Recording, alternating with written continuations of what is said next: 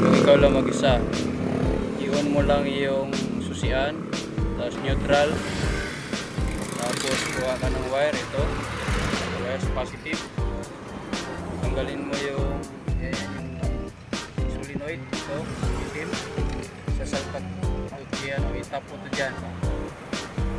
Tapos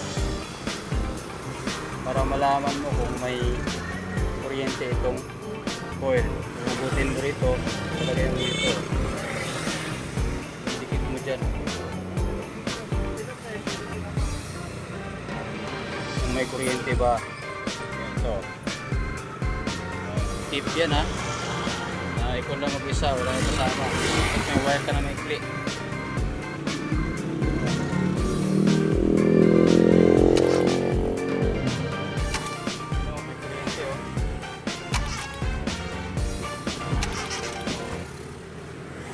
Ganun lang ka-simple mga Kia. Sabihin goods ang coil, may kuryente, at goods din yung starter.